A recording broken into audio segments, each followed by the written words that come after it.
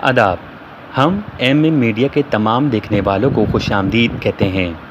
नाजरीन, पाकिस्तान की तबाहाली की वजह जहां आप और हम यानी कि अवाम हैं, पर उससे ज़्यादा यहाँ के अशराफियाँ हैं। ये अशराफियाँ हैं कौन?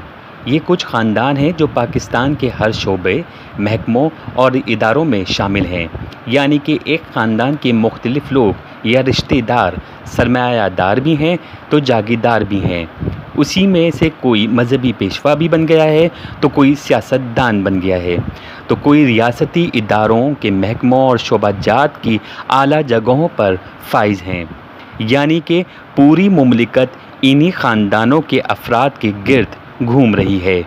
ये इतने बाअसर होते हैं कि बैनुल-अक़वामी सतह पर भी इनका असर रसूख होता है।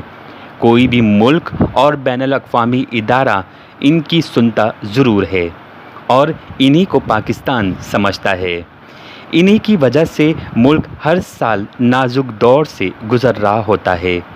इन्हीं की औलादें अफसरशाही, वकील, सिपाही, खिलाड़ी, सियासतदान, शोबिज़ स्टार और मौलवी भी बन जाते हैं।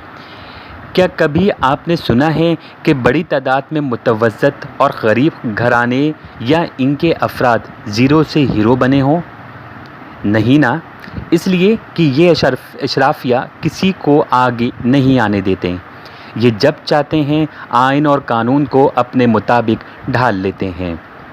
और यही वजह है कि पाकिस्तान अवामी सतह की तरक्की कर नहीं सक रहा है। अब पाकिस्तान को आगे लेकर जाना है तो गरीब और मुतवस्सित तबके को आगे आना होगा।